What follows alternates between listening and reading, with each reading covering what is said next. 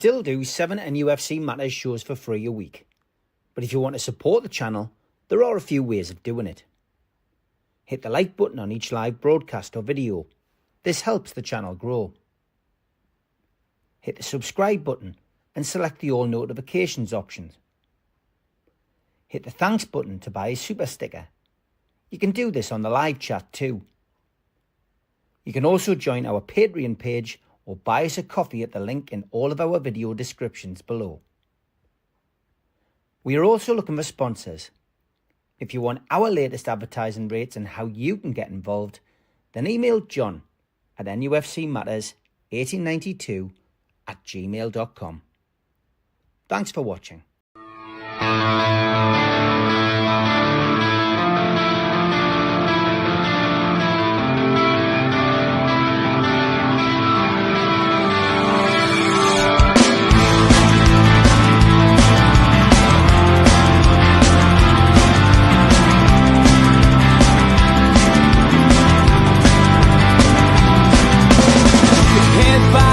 Critics attack. It feels like I've been talking to myself again. But it's the only way you're ever gonna learn. You look back and it's all in the past. I'm dwelling on the thoughts I cannot say to you. If I don't say the words, then maybe it's not true. And it feels alright when they come and say to you, you're the only thing that makes us all believe. And it feels alright where the worlds collide. Manipulation stands to make us break. What time you said is coming over you. You wish it upon a star. You wish it on a star. You are, you are, you are. You fight back, it's an all-out attack. It feels like I've been taken on the world's machine. Because I want it more than anyone can dream. You look back and it's all in the past. You tell me how you live by all the things you do. Well, you can be yourself, but maybe I'm not you. And it feels alright when they come and say to you, you're the only thing that makes us all. Good evening, welcome to NUFC Matters. It is the three Amigos, the perfect way to kickstart your post-season weekend. And it is welcome to George, Steve and Mitch. Welcome to you at home. And as always, we've got a little ray of sunshine to spread across the northeast and across the world, all Newcastle fans, for the next 90 minutes. We were going to do our season review tonight, but there is that much happened this week. And I can already see in the chat that lots of you are discussing it, or certain things that I think it would be remiss of us not to discuss it in 90 minutes. So we're going to push the end of season back with the end of season talk to next weekend, which will incidentally be on Saturday. It'll be live, but it'll be 4 o'clock in the afternoon. As I said, the next few weeks is going to be all over the place, so you'll have to bear with us. I'm also going to say tonight that we will have Rob on, because Talk of the Tune is having a bit of a break for 4 weeks. Those of you who watch that, some of you watch all the shows, some of you don't. But Rob will be doing his album review round about 7 o'clock tonight. So he will be joining us just to do his 10-minute album review, which is always a little bit of a break, something a bit different. And of course, fills the gap that's left by Toon Stato and Toon Tipster. Toon Tipster is unable to join us tonight because he's at work. And can I just give a shout out to Andrew and Shez in the chat? I know both of you have been going through a bit of a bad time recently, so big shout out to you guys. Hope everything's on the improvement step and gradually going up. Big shout out to you guys. That will be James as well, who's in the chat. I know you've been on your own journey, James. We've been watching it on Twitter as well. So big shout out to you, mate. And thank you for all your tweets. With regards to the tweets, guys, I've got a huge backlog. I've had to tell Jimmy Wilson not to send any more tweets for the time being. I've got a backlog. So yeah, those people who are sending them in over the last couple of weeks, I'm not ignoring them. I've got a backlog and I'm having to put them all. I've now had to compartmentalize them put them all into little boxes. So now I know where they all are. So see, there's a lot goes into this program. You wouldn't think it, but there is. So there we go. That's all of that done, and that's all that chat. I want to get this in first, and I did mention this to the lads before we came on air, because I know Mitch will certainly be able to contribute to this. And I've noticed Simon from San Diego, good morning, Simon, is in the chat. He was kind enough to send us a photograph, and he's been keeping us up to date about the what the club have sent people for their certificate of recognition for the official supporters club. So this is it. This is what's arrived in the post. Welcome to Newcastle United's official supporters club family. It's a certificate, a very plain, ordinary black and white certificate with the badge on.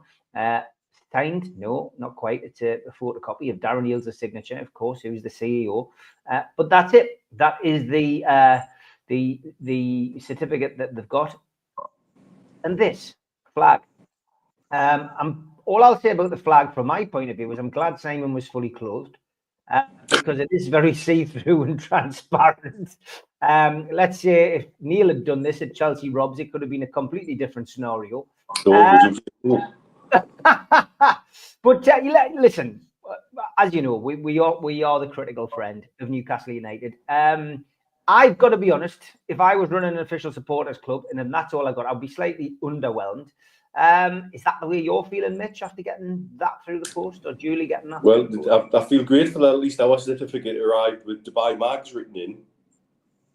But it did look like it had been written by a 7-year-old competition winner. Oh, God, there's nothing actually written on there, of course. No. You've got to fill your own supporters club name in, it would appear. The flag that's arrived doesn't have pre-cut grommet holes in it either. And also, I believe, is not of the quality that you could take it into the ground because it's not anti-inflammable. Oh my God! Really? It's not fire retardant then? No, not as far as I can tell. Right. Something that we've sort of looked at in terms of because obviously we've got all our flags up. Yeah. In UBK, and I know that the rules about a lot of these things are exceptionally different over here and much more laissez-faire, I think is the phrase I would say. But it was a question raised by quite a few people: was it fire retardant or not? The feedback I've seen on the international supporters group that I'm on, the WhatsApp group, which Simon's on as well, from a lot of the supporters clubs that packs are arriving, is it just feels like a sort of, well, that'll do. That's enough. That'll do. It's all right. And I don't think that's what we should be delivering. I don't think that's what the club should be striving for. We've got the chairman actively saying something very different.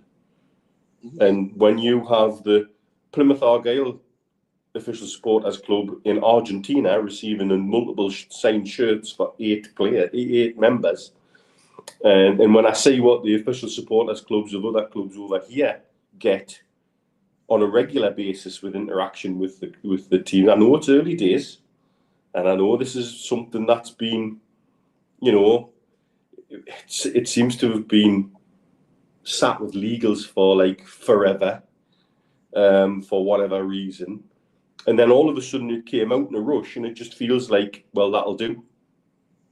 Which is really quite. But yes, Mark, that was some comment somebody made about our flag as well.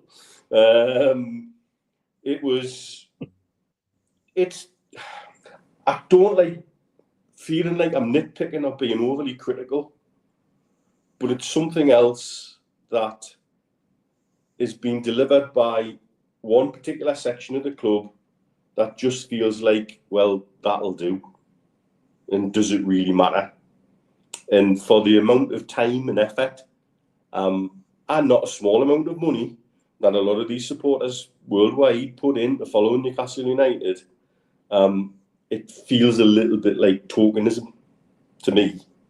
And it very much, cheap and chatty chippers. I think that's not an unreasonable thing to say. I love that, cheap and chappy. That's going to be one of those tongue twisters like red lorry, yellow lorry. Steve, good what job was you've your got it at the start of the podcast, not later on when I've had another couple of these, I tell you. or after I've had a couple of bottles of Malverno? That's for another night. Steve, thoughts on that? My first thought is I go back 10 years, maybe it's a little bit longer, and wanting to take flags into the ground and having to turn up prior to the game and show the certificate to prove that your flag is fire retardant for a start, and being told in no uncertain terms that you will, unless you've got it with you and as you're walking through the turnstile and show it and prove that it's fire retardant, you will not get access into the ground.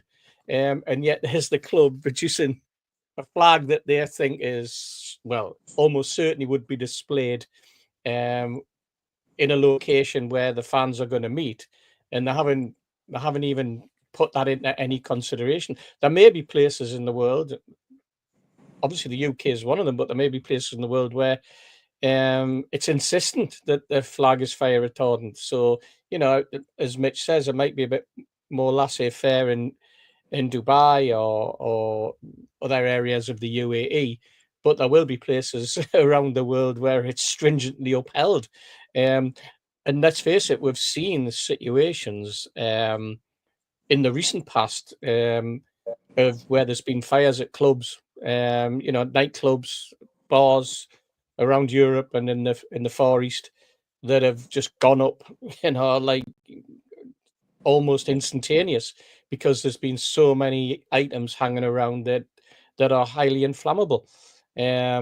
So that for one, that was the first thing that went through my mind when I saw the picture. In terms of the package, I mean, it's totally different to the package that other clubs seem to be dishing out. And I agree with Mitch. It seems very much a case of, have it and be damned. There you go. That's it.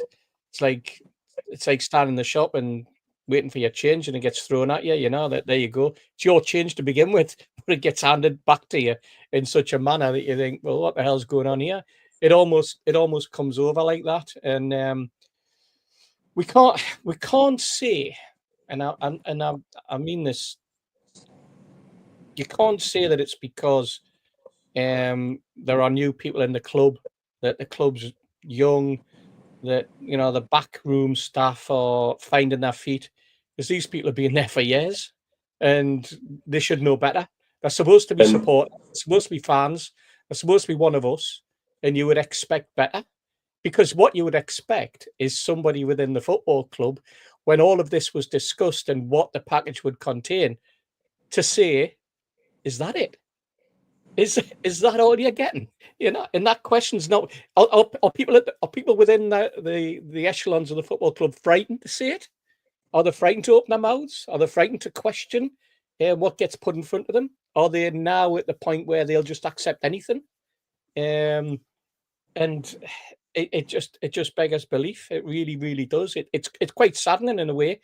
It's a bit like the news that emanated earlier in the week. Oh, there you go. That's shocking. From someone whose father was a calligrapher in his latter part of his life, and I looked at that handwriting, he would be turning in his grave if he saw that. He would be disgusted. I'm not kidding. Absolutely disgusted by that.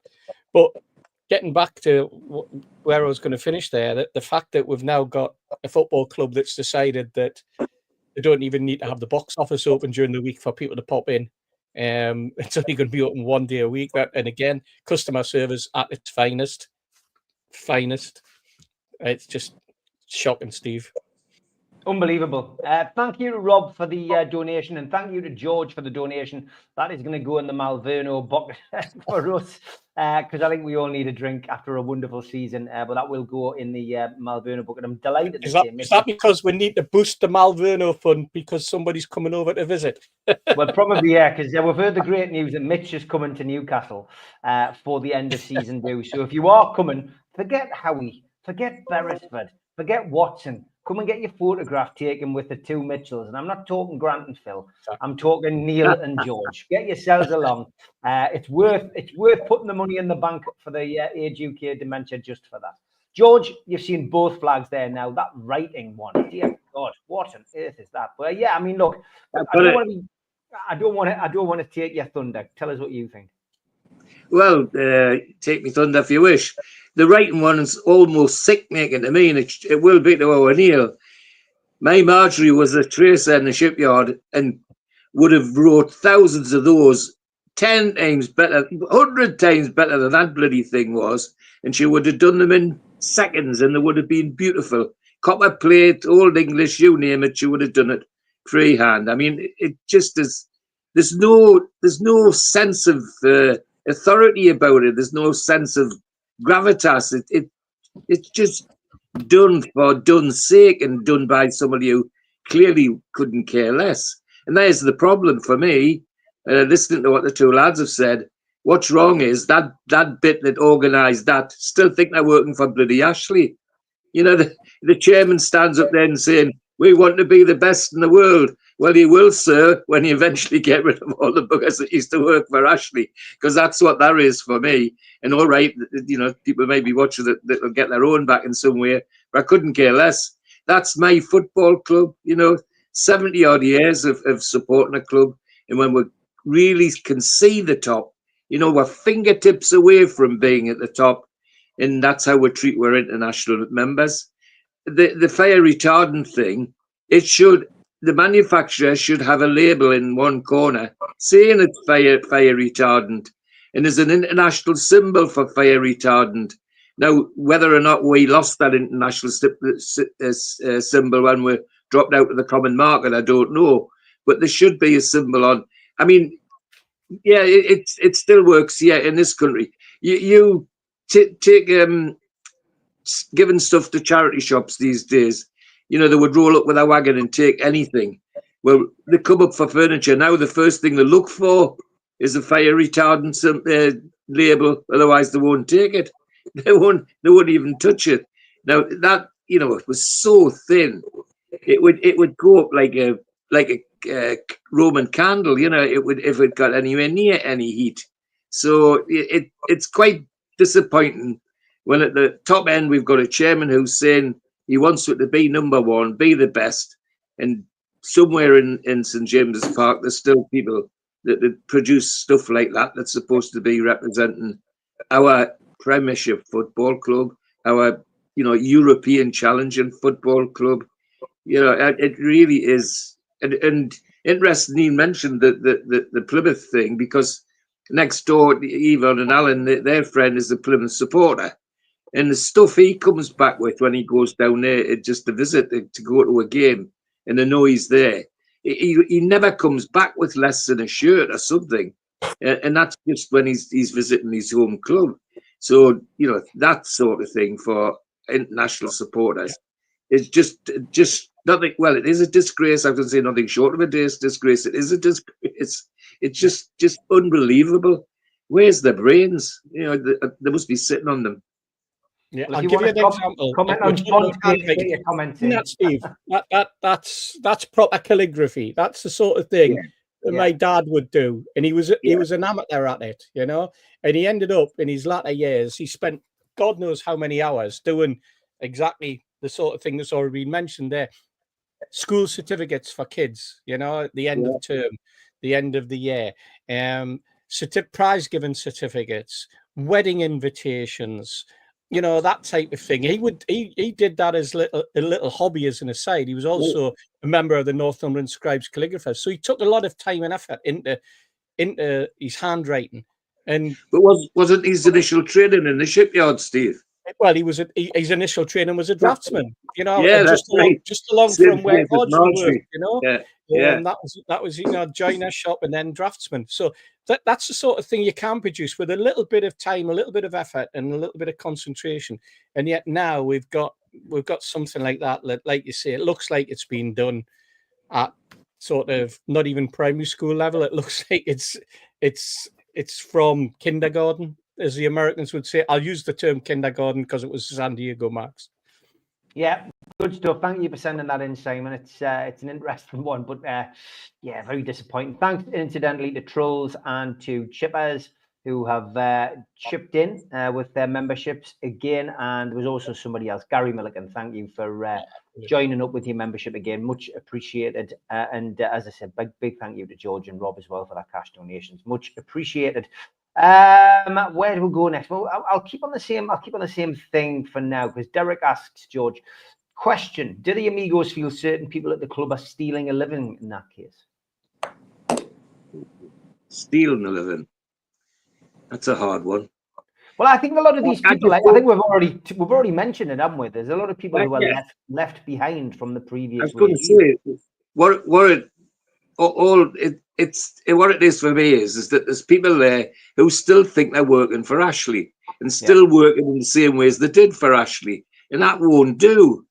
That won't do. It means that somebody in middle management or even higher has got to get hold of this and say, hey, this is not how it works. And to say it's harsh to say that they're stealing the living, because it may well be that they get no guidance from somebody higher up, which is a simple thing. But on the other hand, surely if they're as involved as supporters as we hope they are, they would look at that and think, would I like that? Would I want one of those? And I wouldn't want it in my house, never mind in a club room for a supporters club. So I wouldn't be as harsh as to say they're stealing a living. But what they're doing is that they're just out of sync, totally out of sync. They still think they're working 15 years ago when it was run by somebody else, and they just haven't caught up.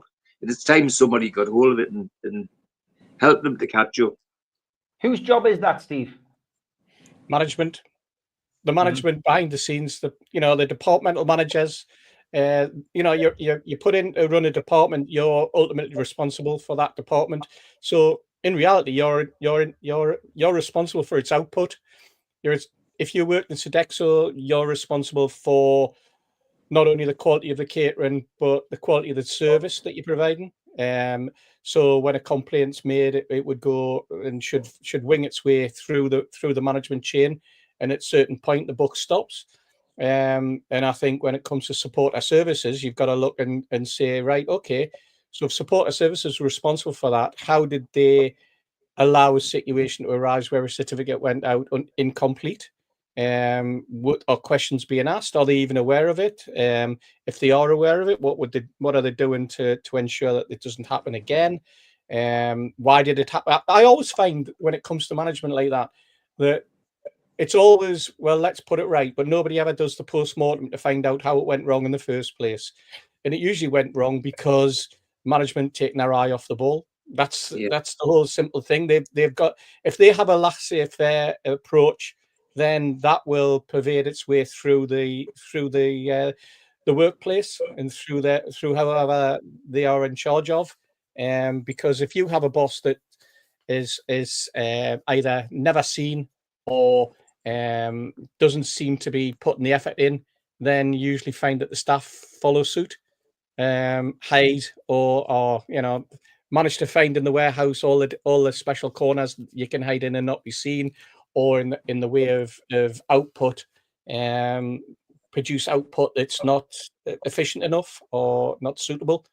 It happens everywhere, and the only way as a management team that you can rectify it is keep a close eye on it, and have the processes in place to stop it.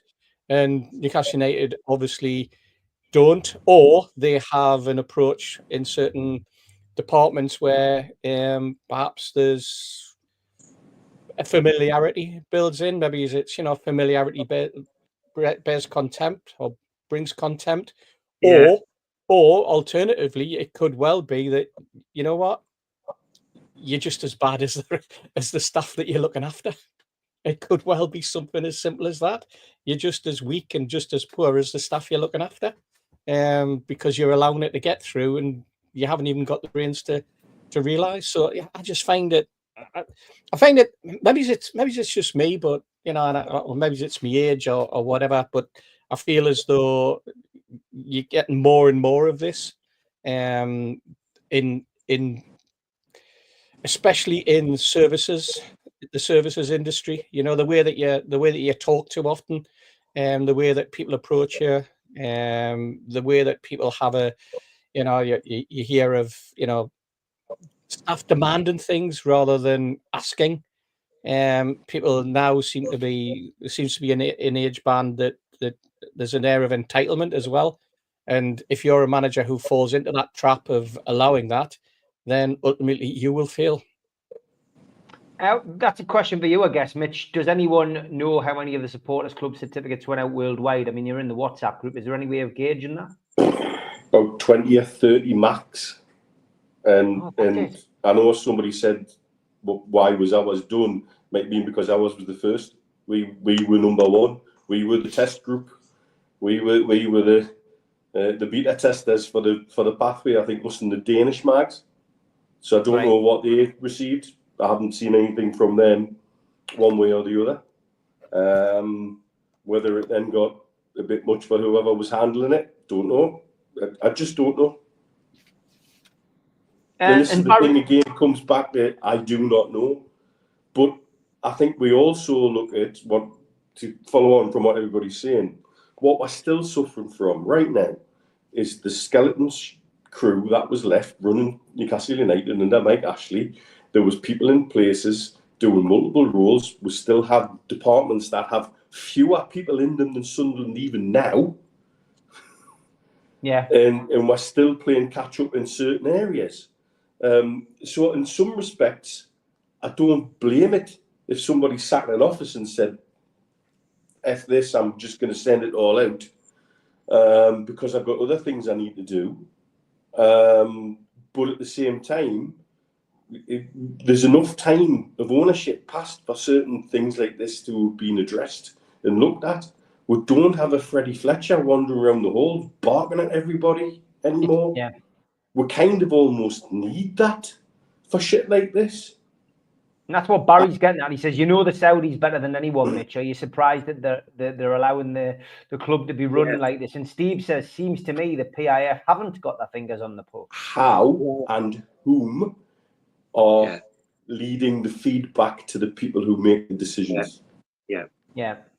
There's still enough people have enough influence in certain places to protect their little fiefdom to say that everything's rosy in the garden. And to be honest with you, should the chairman be bothered by certificates and flags? He shouldn't be. I get why some people are saying, well, we're becoming mourners, why we're talking about this. Mm-hmm. But the little things matter, and the little things reflect on us worldwide, how we conduct ourselves as a club and a fan base. And they ultimately do matter. And some of the things I think the chairman would be quite embarrassed by. Mm-hmm. But at the same time, we need somebody walking around the halls of St James's Park, like the Freddie Fletcher, snapping at arses, barking at people, and getting things done in the right way and in a proper manner.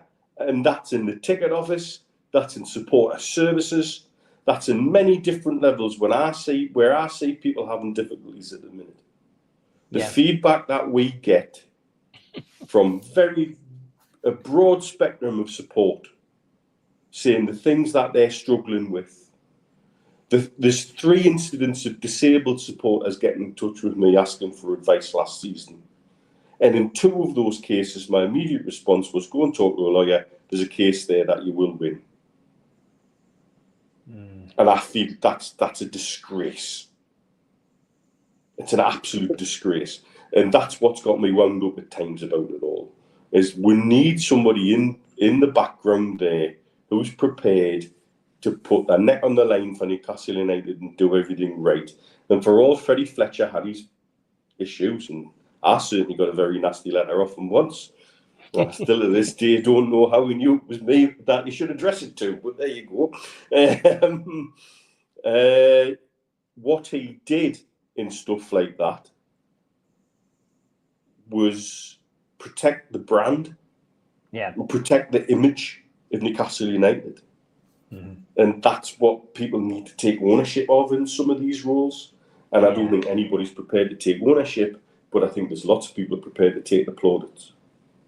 Very good point. We're not going to dwell on it any longer. We've done half an hour on that. Thank you, everybody, for your comments in the chat as well. Some very well put arguments. Yeah, it's not moaning. I get where John's coming from, but for us, we've got a good friendship with lots of people around the world, and when they're not happy about a certain thing that they've received through the post, it was only right because Simon had contacted us to at least discuss it in a sensible manner, and that is what we have done.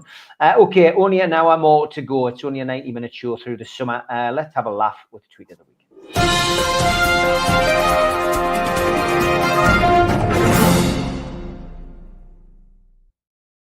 Thank you, as always, to all the usual suspects. We're going to start with a couple of lookalikes. First of all, Anne Hegarty just doesn't give a flying beep scenes in the away end tonight. There's Anne at the bottom.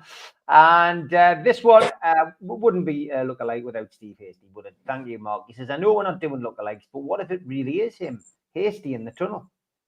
Steve Hasty. There you are in the tunnel of the Chelsea game. Thank you for those of you sending this in. Justin Lockwood, of course, a guy who we've listened to many times on the radio, and he's now obviously working at the club as well. There's lots of other things as well, Justin. He put this up on his social media. I'm sure he won't mind me sharing it. Hosted the Northumberland League football presentation last night and had to share this. A little girl comes on stage in a cast, and the conversation went like this. What have you done? I've broken my arm. I got fouled playing football. Did it go to VAR? No, I went to A&E, said the little girl. Brilliant stuff. That. Thank you for sending that in as well. As a Newcastle fan, I genuinely think Sunderland will last 3 seasons at least: autumn, winter, and spring. Says Aids, commenting on the promotion of Sunderland to the Premier League. And Dream Team, the ASEAN All-Stars, played 2 games in their existence. They lost the first one to an Indonesian national team. They beat Manchester United. I didn't get a chance to show that last week. Somebody sent it in just after the show. That is incredible, isn't it? What a season Manchester United have had. And this one as well. Thank you for this, Mark. They don't always have to be funny. He says, I've been meaning to remember to do this for a while. You've asked the question in the past, who is Alex Chilowich? He's generally on VAR quite a lot. Similar to the best a man can get. He's an American referee who, like Gillette, is over in the English Premier League. Thank you for that, Mark. Thank you for sending that over. Okay, some Star Wars ones. I love this goldfish bow. Wow. Excellent. Nice. You can have your whole house kitted out with Star Wars gear, But that's May the fish be with you. May the fish be with you. This was on the back of a van that somebody spotted. Brilliant, that. We've had a couple of these before, but this is a couple of new ones at the bottom there. A Millennium Falcon, a Stormtrooper, of course, R2-D2, but these barbecues must be doing a roaring trade across in America. Thank you for them, Jimmy. And Star Wars birthday cake. Look at that. Oh, that's spectacular. Wow. Wow. Really good, that, guys. Thank you. Keep the Star Wars ones coming in. I do like them, and there seems to be plenty of new ones out there. Signs, please do not throw paper towels in the toilet. Please use the bins provided. Many thanks. Taking a sign literally there. And this one was from Jimmy. Just whatever. Just wash your hands. I love this. I've been waiting my whole life for this. Teenage Mutant Ninja Turtles now hiring. Inquire within. And McDonald's hiring smiling faces for afternoon shit. Well, there you go. Del Rio Veterinary Diagnostic Hospital. To the windows, to the walls, till the vet snipped off my balls. Oh, dear. I very often see the person who actually messes around with these signs, but there she is in all her glory. Thanks for visiting. Come back when you can stay longer. Grave sites available. Just call that number. Oh, dear. And there's some exciting hotels out there. Why not try the Phuc Long in luxury hotel in Thailand? God. And this, talk about confusing signs. Look at this. Jesus. I'm just going to park and call it a day, says Jimmy. Another shop for you. A Chinese takeaway, home delivery, Phuc You. And Godfather's Lounge Games. Cocktails, Saturday, 23rd of the 6th. Jerk-off contest and fish fry, 24th of the 6th. Get yourself along, Jimmy. And swim in poo. Sounds delightful, lads. Sounds absolutely delightful. I think we can see what they've done there. This one was great as well. Perfect sandwich, Kingsmill and Hovis. Yeah. And backed by popular demand, lines of Coke. Only $12.99, lads. And funny set of rules. You're not allowed to cycle, but you are allowed to injure a young child or elderly person. The sign says at York Museums Trust, please do not cycle in the gardens. You may injure a young child or elderly person. Does it say how you can injure them? Have you got a 2 foot of them, or take them from behind, or? Moulin Rouge. So it isn't in Paris, but it's on Westgate Road, lads. And Mega Clit, a traditional barber. Didn't think about that, did they? Another one from Jimmy. Work that one out, Jimmy. How would anyone get up there, especially in a wheelchair? And don't ride headless horses, is what this sign says, lads. David Craig, he took this photo at his local swimming pool and baths a few years ago. Poo this way. The kids' pool. And after 50,000 gallons of whiskey leaked into the sea, no turn was left unstoned. Oh, God. And how was your flight? This is his girlfriend. Who are you exactly? And why are you texting him? Okay, first of all, stop calling yourself his girlfriend to make yourself feel better than the other girls. We all know you ain't official, so don't flatter yourself. Second, I'm the girl that can make any girl go from girlfriend to ex real quick. Now, how was your brother's flight, bitch? And this is brilliant, this one. Hi, Mum. Hi, sweetheart. My boyfriend has dandruff. What can I do about it? Give him head and shoulder. How do I do shoulder? Oh, my God. Mum, are you okay? Mum. Books, we're getting a few of these sent in. Here is Big Bum Brenda, who blew down our fence. AI is a wonderful thing, isn't it? And she won't ask me again, lads. Oh, boil the kettle. Boil the kettle. Aye. And this one, lambs to the left of me, mutton to the right. Here I am, stuck in the middle with you. Oh. People do love the singing ones, don't they? And what's the difference between a kangaroo and a kangaroo? One's an animal from Australia, the other's a Jordy stuck in a lift. And so, bud, where the hell are you? I'm just pulling out of Paddington. Oh, I bet that made him drop his marmalade sandwich. Dave was born without eyelids, so they circumcised him and used the skin. The operation was a success. He's just a little cock-eyed. Oh, dear. And here's a tip of the day. Spice up your panic attack with a harmonica. Do not try that at home, kids. And not a big fan of Rihanna's new song, lads. We found love in intensive care. And you know you're a good man when you sacrifice your vibrator batteries for your kid's toy. And don't let Sean Connery teach your dog to sit, lads. There's another bit of advice for you. Kylie seems to be enjoying herself, but not half as much as the bear. And it's always sad to see one of our 80s heroes who's now living on the streets. Oh. And 20 years ago, we had Johnny Cash, Bob Hope, and Steve Jobs. Now we've no Cash, no Hope, and no Jobs. Please don't let Kevin Bacon die, lads. Top three. This one, Greg's Link Sausage Roll Body Mist. Smell as fresh as a sausage roll. And we've got a Viz one. Those signs you see on trains saying, see it, sorted, should be taken with a pinch of salt. I just said very loudly, man with BO eating a fucking egg sandwich with a bollock hanging out his leg of his shorts, and he was still there when I got off an hour later. And the winner this week is this one.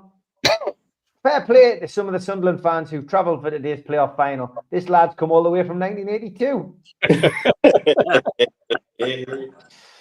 If you have any tweets, send them to us, nufcmatters1892@gmail.com, or you can stick them on our socials, Facebook and on X, and we will find them and we will put them on the show once I get through the backlog.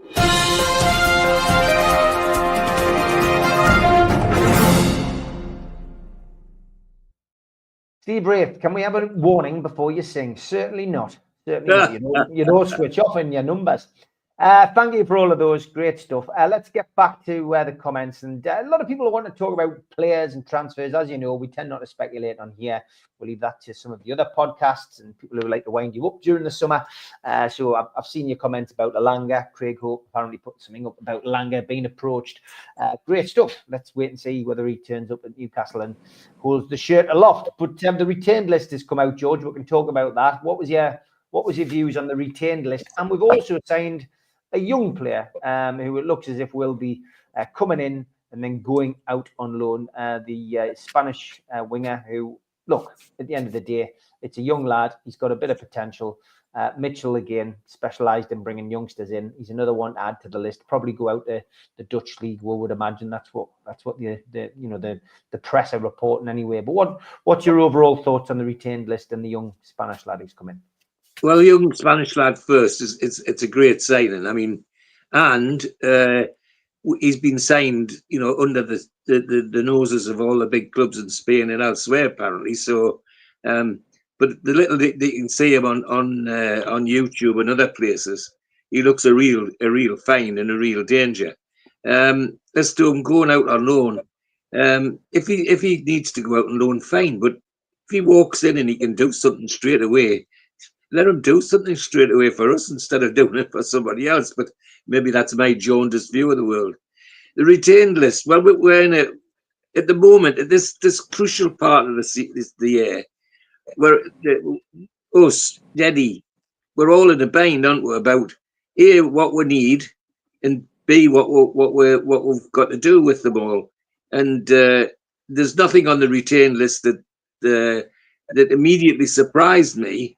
Except I got it looked like there was a sneaking suspicion that they may be going to offer Callum Wilson another deal, which would surprise me greatly. But apart from that, there's nothing on the retained list simply because of where we are and what we've got to do. That greatly shocked me, and it's good to see that they've nailed some of the younger ones and put them in the list, as it were. But other than that, I've not got a lot to say about it. But the one thing I did think was, does that mean Callum Wilson's getting another contract? And I would be not too happy about that, to be perfectly honest. Okay, Steve. Cordero has come in, young lad, bit of a player, potential. From a PSR perspective, has he now come in twice? I'm sure we signed him last month as well. I'm sure that it was all over the press that he was signing. So I was convinced we'd already signed him, and it was just going to be done. The Lando was announcing this one. I was wondering whether we've got two players and whether it's to help with PSR a little bit better. I'm just obviously being flippant there.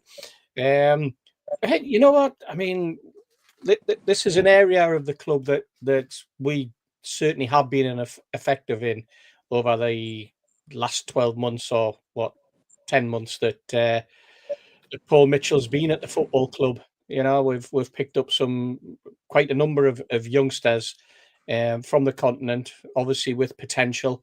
Whether that potential then opens up to opportunities in our first team, or whether the potential is that they go out on loan or they're spotted by other clubs and we cash in on them.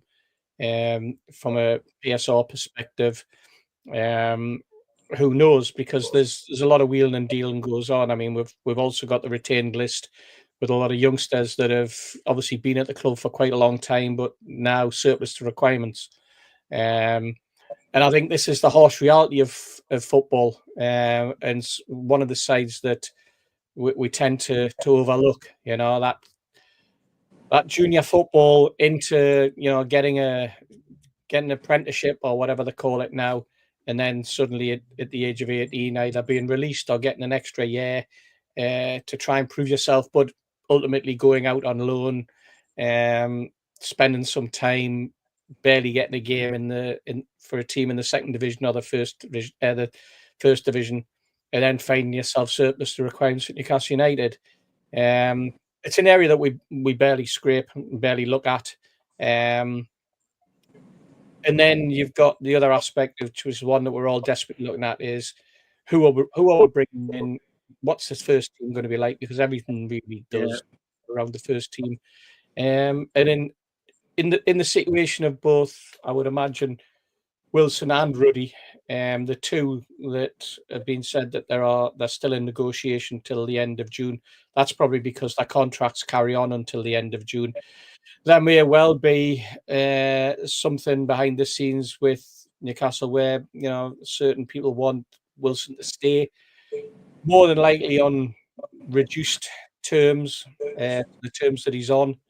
And in Ruddy, at 38, 39-year-old, he's probably, I wouldn't say he was at the twilight of his career, but he's probably at the start of his coaching career, if that's an area he wants to go in. So I wouldn't be surprised if Ruddy signed another year with a view to doing a little bit more work with the juniors and the youngsters, the under-21s. We seem to have both Ruddy and Gillespie there purely as what I think was referred to as training keepers.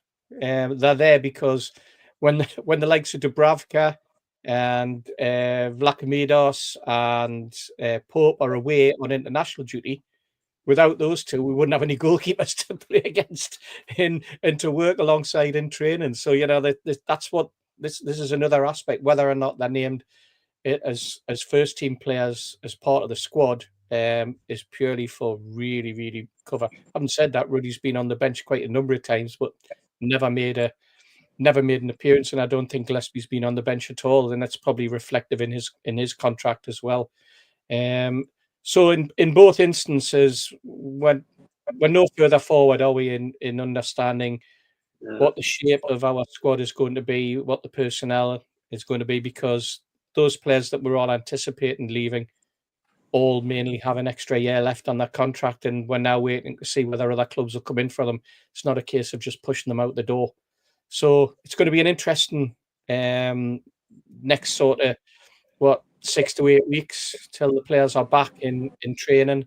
And one thing I have heard from various quarters, talking to both friends who are employed in the press and from within the sort of training environment, is that Eddie very much wants people in before the start of pre-season training. He doesn't want the situation where we get dragged into, sort of, we're up to the Champions League draw in the end of the month, and we're still waiting for our first incoming, and we've already played 2 or 3 games. So that's and maybe that's one of the reasons why we desperately need to either decide on the new sporting director or hearing something a little bit more forthcoming about what our overall transfer strategy is. I don't think at the moment any of us have a clue what the strategy is. I'm sure there are people in the football club that do, but I think without Paul Mitchell at the helm, and I was amazed to read that people are saying that he's still going to be involved in transfer activity until the end of the month when he leaves. I'm thinking, why? Why would you honestly have somebody who has one foot out of the door, involved in what could be multi-million pound deals, and negotiating them, and doing that work? I would have thought you'd have been far better off actually leaving it in the hands of those that are left and just waving goodbye. After all, we did have a previous sporting director who said he wanted to leave and was immediately put on gardening leave for 5 months. And yet this sporting director said he wants to leave, and we've gone, okay, ta-ra. All very odd, Steve. It certainly is. Thank you, Ian, for the £10 donation towards the Malvern Fund. Thank you, mate. Very kind of you. John Mitchelton's put this, Mitch. Newcastle acting like a part-time club, keeping players like Wilson and a host of keepers. Now I wonder, Mitchell's leaving the club. I'm worried for the 26-27 season. Are they going to offer Trippier? And Willock, I presume, is going to take a new contract because the rest of the comment isn't there. But yeah, I mean, people are starting to get panicked. There's plenty of time. What's your feelings on the retained list? Initially, I would say I don't see us doing any business until July, because we have 72 million worth of negative stuff on our books disappear on the 1st of July, and therefore it makes sense to push that into the next period. Thank you very much, Dean. The next thing I think we're seeing is the great unravelling of the sporting director myth. Ashworth's been totally found out. Brighton have gone on okay since he left there, because the work that he was picking up on was that of the owner. He did now for us, he's done now for Man United, he did now for British Cycling with his mate Brailsford, and his biggest achievement at the ECB was the tournament, the 100. Well, that's doing very well, isn't it? As for Mitchell, who's never spent more than 3 years in a job? 3 years. Max. If he's not aligned, I've said this a long time ago, and Stu said it alongside us, the way Saudi do business, they will appoint the best in class, but if it isn't working in their opinion, they'll jettison very quickly, and they've done that here. Now, whether that's because there has been a conflict of where they want to go between Mitchell and Howe, and they've decided on the basis of Howe's achievement on the field, with a lack of backing in windows, that's the way they want to back it for now.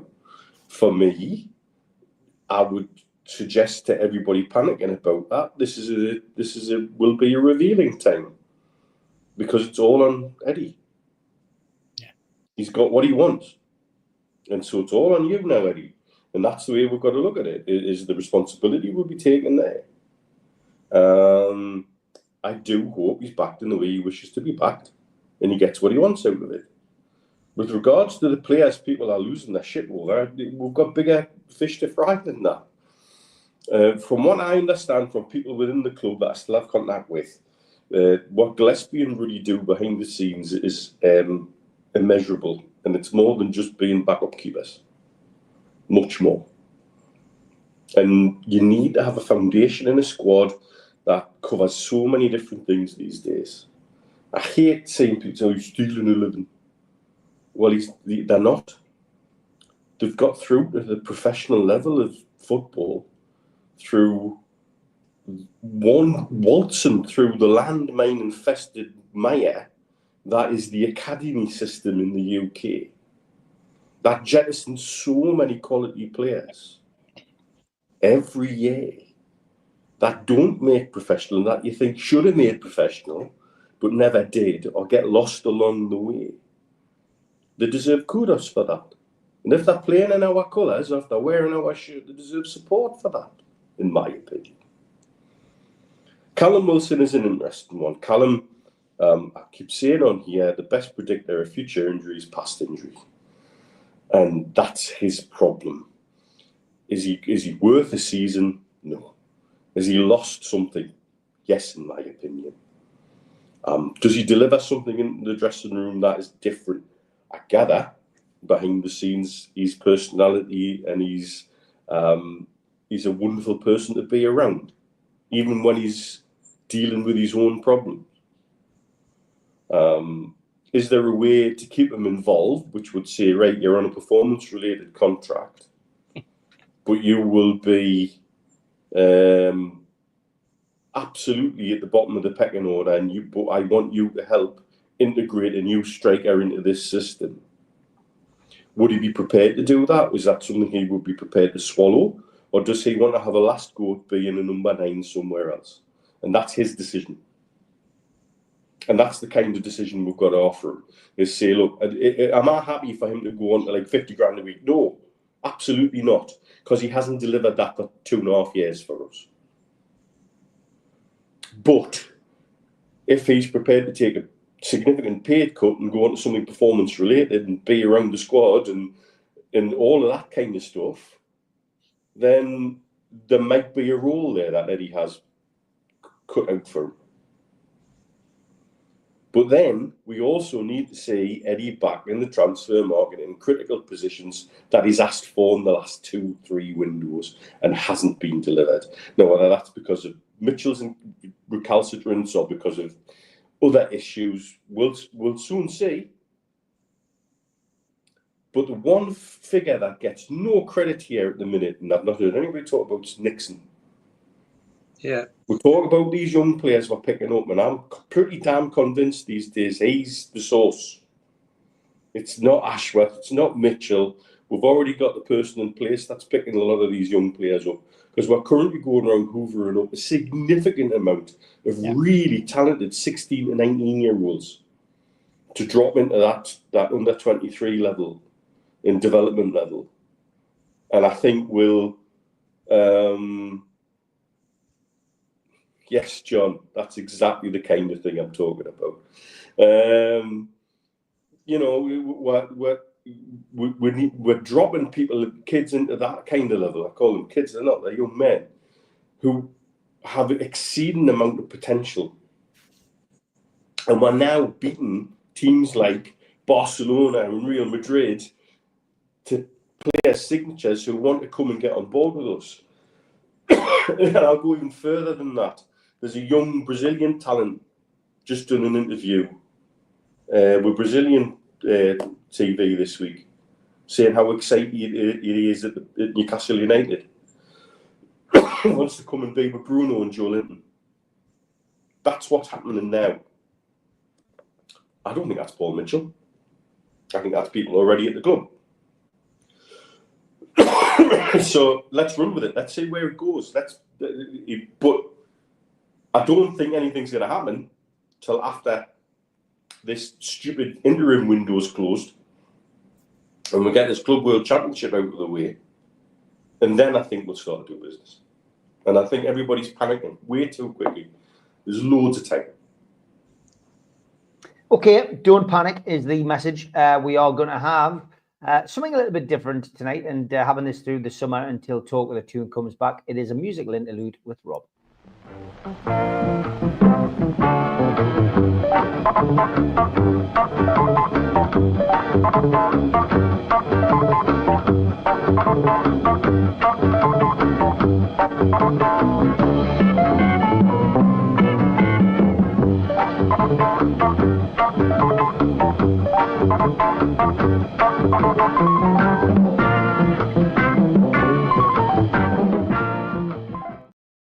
Good evening, Rob. Welcome to the Amigos. He said he felt like it was a promotion.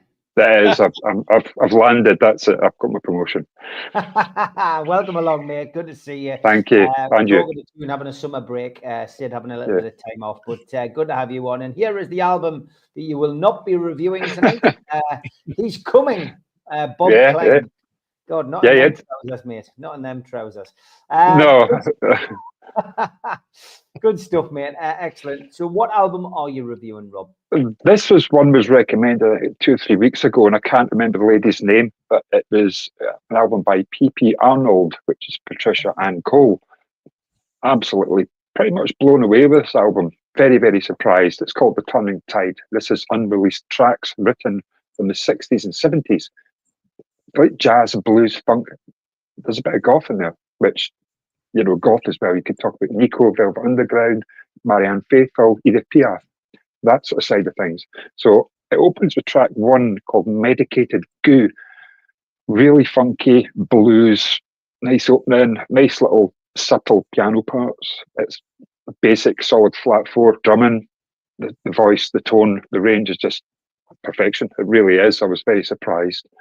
Backing vocals as well, and the harmony is, again, blown away. It was, when I put it on, it's a breath of fresh air, and there's nothing I can compare this to. People might say Amy Winehouse or Aretha Franklin or something like that, but it's just definitely unique, and I'd never heard of it before until I came across 2 songs on the album. So you've got track 2 is called Born. This is a bit more gritty. It's got a bit more dirt about it. Really, really good bass runs on this one. Good sort of fuzz distortion on the lead guitar. Very, very Rolling Stones-ish. If you like the Stones, it's a lot of that in this, a lot of the sounds. You can pick up a bit Keith Richards sort of feel about it. You got track 3, If This Were My World. Again, another piano opening song. It's a bit more deep, a bit more emotional. Again, sung perfectly. Powerful lyrics as well. And it is about living in an ideal world as she's seen it. You've got High and Windy Mountain. This is more atmospheric, I think, but really nice sort of acoustic guitar throughout, subtle slide guitar parts on it. It's sultry, it's emotional, it's a love song. You've got Spinning Wheel. This is a bit more up tempo. It's a really good foot tapping one. When I heard it, it was that song, What Goes Up Must Come Down. And I'm sure it was an advert or something, maybe in the 80s. But I definitely remembered it. Anyone knows what that was or what the advert was from, let me know in the comments. But it's brilliant. It's made me smile, the song. And then you've got Bury Me Down by the River. This is quite a dark track, which I obviously loved. But again, vocal delivery, 10 out of 10. It's a simply acoustic piano ballad. But it's the vocals, it's the mix, it's how it's put together. It's less is more. One of those albums. Then you've got track 7, Children of the Last War, more of a boogie-woogie, nice sort of brushwork on the snare, a bit of a country style as well. On the guitars, again, stunning vocals, top drawer backing harmonies as well. You've got Brand New Day. When I heard this, I thought sounds like Let It Be by the Beatles, but I much prefer P Piano's version of this. It's very, very similar, but it sounds a bit more full, a bit more warmth and depth about this one than the Beatles. It's a cold sound that I found it had. You've got The Turning Tide. This is, again, it's another moody song. Musically, it is. That unusual vocal direction on this one, very unusual key changes. It works really well so far. This is my favourite song, but you don't know where it's going. It's just unusual key changes, little tweaks here and then. Keeps the song alive, you know. Then you've got You've Made Me So Very Happy. This is one of those funny, fun, sunny song, a good tone to it again. It's just sublime. It's just one of those really relaxing songs. Then you've got Excuse My Humour. In fact, don't excuse my humour on this one. I was taking my notes, and this song was called Give a Hand, Take a Hand. And in brackets, I put Jeremy Beadle. Sorry if I've offended anyone. Yeah, I made somebody laugh. That's worth it. Not as keen on this one, but musically, it's a bit weak. Vocals are bang on, but it's just a bit of a filler song. It's a bit of a down song, which is really unusual coming from me. I would expect that maybe from a pop indie band like The Cure. Then you've got track 12 called Happiness.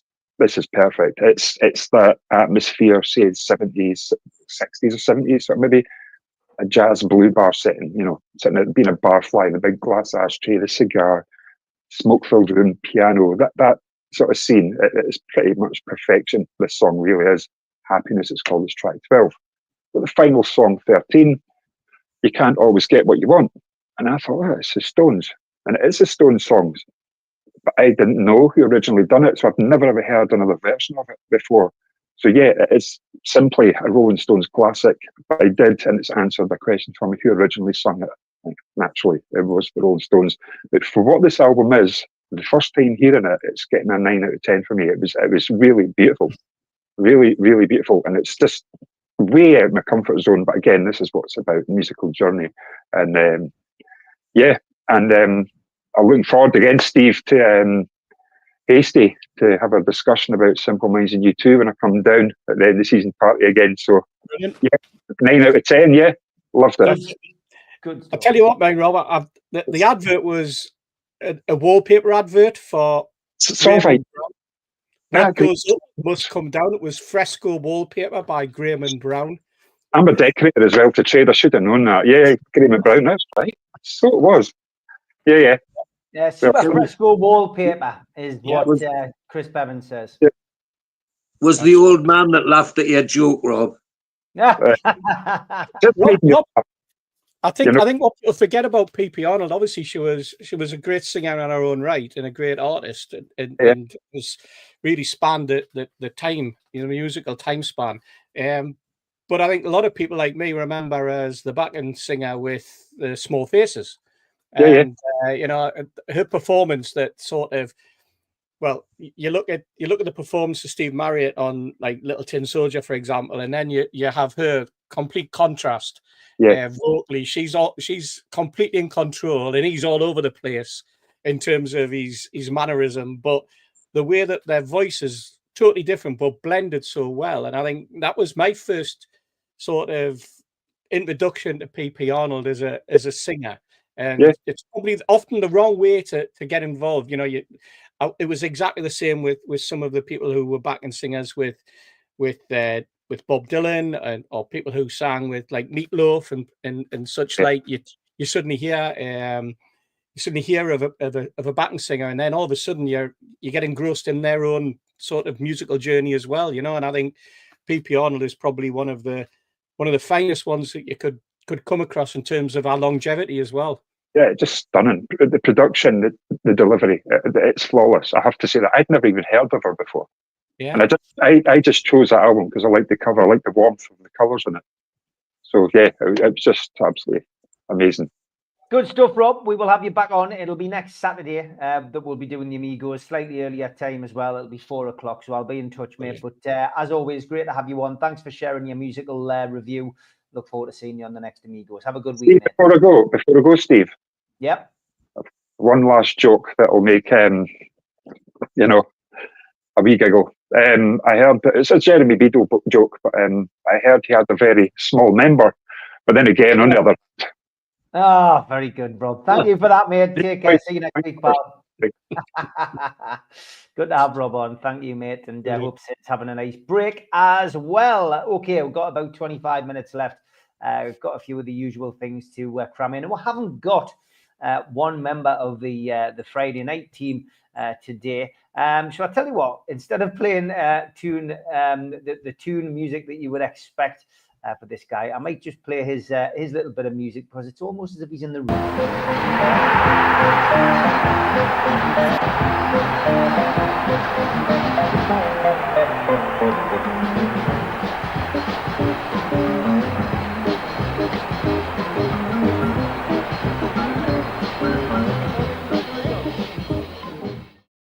It's confusing because it's the day I met. We asked you to send photographs in of you who've met somebody connected with Newcastle United, past or present. And Joe sent us this in. It's him and the Jordy dancer. Yeah. That was a week past Sunday. Yeah. Fantastic. Dave, the Jordy dancer, he's a top bloke. We always keep in touch with him. Rose to fame, of course, on Soccer AM. And a thoroughly nice bloke, and I know he watches the show as well. So big shout out to Dave, and thank you to Joe for sending that in. But if you've met anybody from Newcastle United, past or present, please send us your photographs to our email address. We'll keep plugging it, nufcmatterspodcast1892@gmail.com. Probably the easiest way to send them in. If not, please send them over to our social media. And I've got a couple of really good ones coming up. I'm going to use one next week. I've got one from Alistair. Alistair sent us a great one, which I'm going to probably use on next week's show. I'll do the ads at the end of the show. Those of you who've bought tickets for Beardsley and Waddle, we've had to move the date slightly to Friday, the 13th of February. So the ads at the end are slightly incorrect, and I haven't had time to do them. I will correct them. The good news is that we've managed to make an addition to that event. So the event now that takes place Friday, the 13th of February at the Tyne Theatre is one for a fan of a certain age. Those of us who remember when we used to sell players for the family silver or to build a stand. It's the first time that they'll have been reunited on stage. But it's now an evening with Gascoigne, Waddle and Beardsley. Wow. 13th of February. 2026 at the Tyne Theatre. So those tickets are on sale now at nufcmatterspodcast.co.uk at our website, and the Tyne Theatre will have them on in due course. But delighted to welcome Paul Gascoigne onto that show as well. It's an event I've always wanted to do, and that one will really be a one to be at for those fans of a certain vintage. I'm going to go off Newcastle slightly, George, and just ask for the panel's opinion about the departure of Ange Postecoglou from Spurs. He won them a trophy, George. Yes, he had a horrendous league season, but he won them a trophy and he's been sacked. What was your thoughts about that? Well, he did what he promised, didn't he? that he wouldn't win anything in the first year, but he would in the second year. And that's exactly what he's done. But I have to say that I would be very upset if he'd been my manager and admitted live on television that they actually were forgetting about the Premier League to concentrate on that European thing. Well, it's paid dividends because they've got themselves at the European Cup, but he would have gone then for me, I'm afraid, if he'd been my manager. And I for a while, he's offhand Aussie's humour with the press was quite endearing, but eventually it wore thin, and then he started blaming spies in the dressing room and occasionally throwing players under the bus, and none of that goes down well with me. So I wish I could say I was surprised, because I couldn't imagine Levy putting up with him much longer, and clearly he hasn't. But not surprised, and can't say I'm disappointed either, because I'm not sure what he did for football other than become a bit of a clown, I'm afraid. It's interesting because I quite liked his no-nonsense management style. I love the fact that he didn't suffer fools gladly within the media. And yeah, I doubted him when he first came down, Steve, from Scotland. I thought, you can't go from the clubs you've managed to come and suddenly manage Spurs. I expected Spurs to be in a relegation battle the season before, but they weren't. His forthright opinions can often be taken as arrogance, I guess, by some. But, he said, I mean, I love that montage that Sky put together where they basically said, they showed him being asked, 2 years. I'll win a trophy in 2 years. I'll win a trophy in 2 years. And it was literally bang, bang, bang, bang, bang. He stuck by his guns and he did it. And I just love the fact that he's done that. But I don't think it was a surprise that he went. I think it was like almost one of those worst kept secrets in football. But what's your opinion on someone getting a bullet after they've won something? It's becoming a common occurrence. Man United seem to do it every other season. Yeah, it was one of those, I'm not surprised. I think that was probably the first thing. I think it was almost the best kept secret in football, other than Man United being rubbish, But no, but the first season, I thought he got shafted the first season. I thought he was very unlucky in so much as he walked through the door and Harry Kane left and wasn't replaced. The big mistake that the football club made was thinking they could rely on Son, and that he would just step in. And even though it had been a partnership, they felt that Son would be good enough to play along and take up that mantle that Harry Kane had left. And I think they sort of probably underestimated the influence of Harry Kane and what he was bringing to the team. I think Ange did okay in terms of managing that whole situation in the early days. He took it and appeared to be very philosophical, and I think that endeared him to a certain section of the press. But when the results started to go wrong and things started to unravel, especially this season, after probably managing to get through without a replacement for Kane, and then spending 65 million on Solanke, which, let's face it, was probably 45 million too much. He then had this horrendous run of injuries and loss of form by the likes of Son and others in the team. The club, and it's another situation. You don't know whether it's the manager or whether it's the club and the hierarchy going down this path of bringing young players in. The likes of Brennan Johnson, for example, the young lad from Leeds that they picked up, Gray, various other players. There's a whole raft of youngsters that they had. Some of them were regulars in the team, some of them weren't. And I thought he navigated that quite well, but I think the writing was on the wall when they put up a really, really dismal performance in the semi-final of the Carabao Cup, the second leg. I thought they played okay in the first leg against Man United, but it was a shocking game, and it was very much, it kind of spun out what the whole season was for both clubs. Shocking performances, but either one or the other scraping a result. And I thought that performance that they put in against Liverpool, really losing the semi-final when they were leading 1-0. I thought that was probably the nail in his coffin. But because they were still in the Champions League, in the Europa League, Levy held on, and unlike what he did with Mourinho, who obviously the two of them clashed. Mourinho was gone before a cup final. The week before a cup final at that they ended up losing anyway. I thought Levy had very, very much one eye on the bank balance and hoping that if the gamble would pay off, that what Postecoglou was saying, that he would win something in his second season would come to fruition. And as it happened, it did. So he got them the golden prize, if you like. He won that golden ticket for the football club, but unfortunately it's done nothing for him, although he's getting what I understand was a £2 million bonus for winning the cup, and then he's going to get a payoff of probably another 3 million. So you can't really complain. And that's why that sort of Australian mentality that came out, all right, lads, all right, mucker, not bothered, if I'm out, I'm out. If I'm in, I'm in. I'm not really bothered because financially he's going to be fine. And he will walk into another job. He's the sort of manager that will walk into another job, because on another day, with a little bit of luck and an ill wind, I'm sure he would do quite well.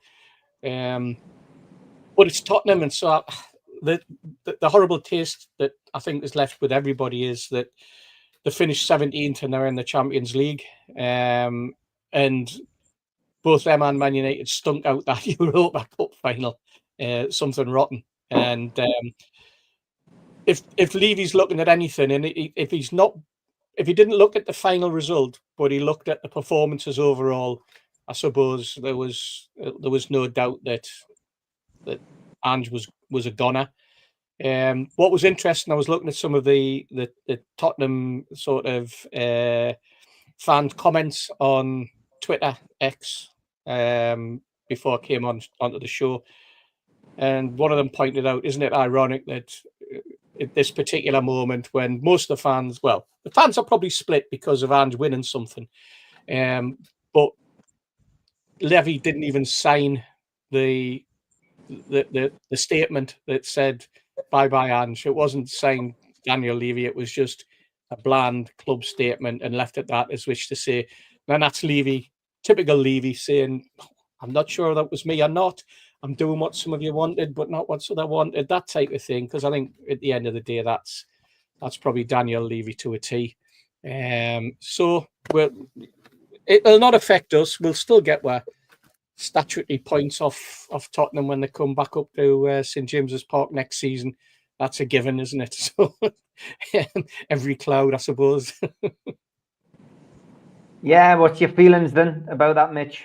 I think there's something with Ange that I think is based around his Aussie mindset, and I think that's something I probably understand a little bit. I haven't been around a few more Aussies out here, and it just doesn't sit with us, and we don't get it. But that's also why sometimes we get battered in the Ashes out of the blue. And that when they're in with something, they're in, and when they're off. And I think his roll of the dice was to eventually go all in on that European route, because it was a route into the Champions League, it was a route to a trophy, and everything else could go to hell. And when Aussies get in that mindset, they're very difficult. They don't have a poker face where they can say, yeah, I'm really still interested in this. This is great, isn't it? He just couldn't do that. And it was so obvious. Yeah. And that was always going to be his gamble. That was his roll of the dice. Did he discuss it with the board beforehand? One would think they probably have. And then they've still sacked him anyway. And I've got a feeling he knew that was on the wall. The fans inevitably will be split about it, because I think that some of them still like him. I'm speaking to some of the Celtic lads out here who love him to bits. And I can also directly to some of the Celtic lads out here who can't stand him. Yes. And so, but I do genuinely think that's not us not always gelling well with the particular mindset in Aussie sports, and he very much is that. You know, Would it be fair to say he's Vegemite? Would it be fair to say he's Vegemite rather than Marmite? Absolutely, mate. 100%. Very thick layer of it. And so you can understand why it's happened. I have to say, where do they as a club go? It's quite amusing to see Man U missing out. It was a pity they couldn't both lose, and see how both struggled without Champions League money.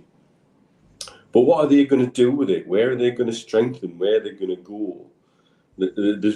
There's so many things behind the scenes that they have to put right, and I think it goes way beyond the manager. And so I think it's next season with them, with Champions League obligations on top of other things. How is their manager going to juggle their squad? Same problem as us. What are you going to do with that squad, and who are you going to play, and what are you going to do with it, and how are you going to rotate the minutes, and how are you going to take minutes out of people's legs? Best British. You know what people are forgetting as well, Mitch, is that they lost, I think, did they lose 21 or 22 games this season? Something ridiculous like that. In a normal Premier League season without three really rubbish teams at the bottom, they and Man U would have both been in a relegation battle, no doubt. Exactly. They would have both gone down because they were the two sort of worst teams. Take out the bottom three, and they genuinely were the two worst teams that we'd seen all season. But you cannot lose that number of games and then be surprised, because at any football club, no matter who the manager is, you lose that many games, the fans are gonna be at you. I think he got to a point in the last third of the season where he looked at the bottom three and thought, "There's enough of a buffer. We can get away with this. I'm going to go all in on this this European trophy and a path to the Champions League, and then give my board a decision to make." And they've made the decision. And I think Amram did that as well at Man United. Yes, I think he certainly did that, because he did it for a different reason. He did it because he wanted to show that he could stand up to the fact that he had a formation that he wanted to play, and the players that he had couldn't do it, and he wanted to prove that, and he proved it. And now he's getting his just rewards, because they're going to pump money in, because they think, you know, with a fair wind and some of the quality players that they're wanting to pick up, that they can improve. Well, they can only improve. That's the point. What, some magic beans in a Wizard of Oz? Yes. Well, they Mr. Magic, Mr. Brailsford, of course, has gone back to Ineos, hasn't he? Yeah. Okay, here we go. Before we finish, worth remembering, West Ham last time they went down into the Championship, went down with 43 points. Exactly. Yeah, that's a point well made. Yeah, in the past, it has been slightly more than 40. So yeah, Spurs can count themselves lucky, and Manchester United can count themselves lucky. There was three teams worse than them this season. Okay, we're going to finish off with a little bit of Elliot.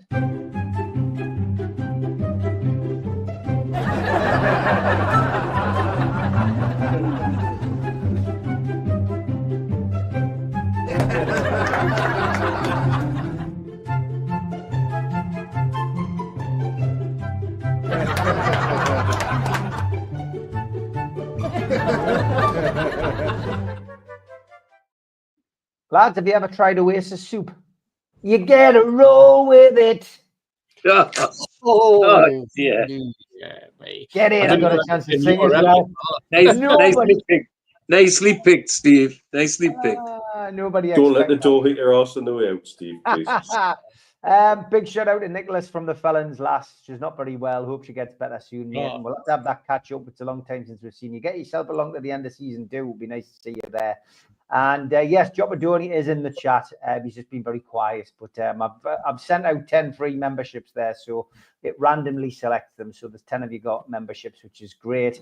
And that's the end of the show. I am back in the morning. We are doing our final Northeast Football podcast for the season. Stop singing. What are you on about, Nicholas? And so, yes, 9 o'clock in the morning, it'll be me and the Sunderland fan and the Borough fan to look back on a season. That's going to be interesting, isn't it? There's only one championship team now. The Mackem is going to be over the moon.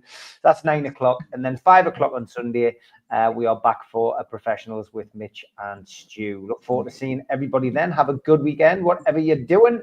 Thanks, lads. Take care. Good to see everybody. Even all. Bye.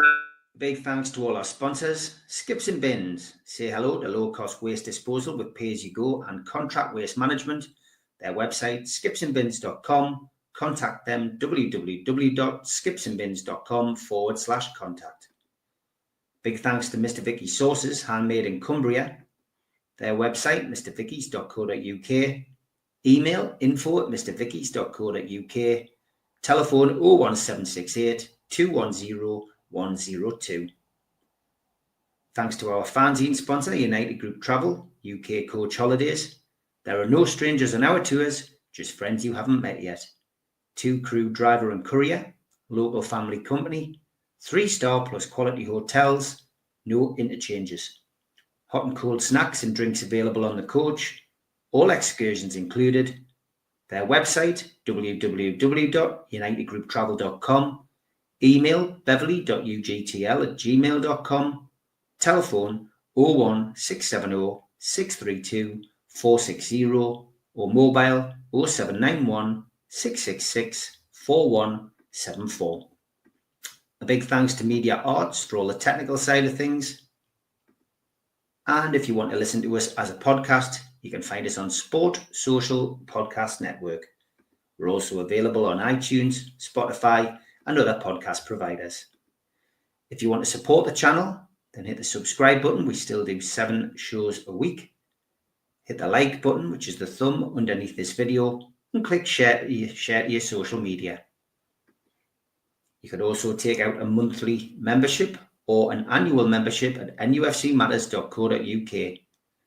For the lifetime membership, you can pay £25 and get a pen, a beer mat, a fridge magnet, a badge and a keyring and your membership card and entry into the monthly draw.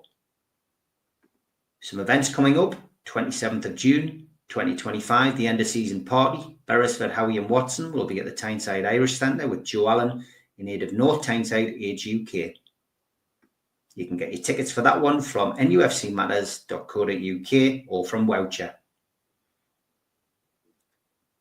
No Covers takes place at the Clooney. That's on the 29th of June, midday till 3:45, and tickets are £10 from theclooney.com or newcastlelegends.com.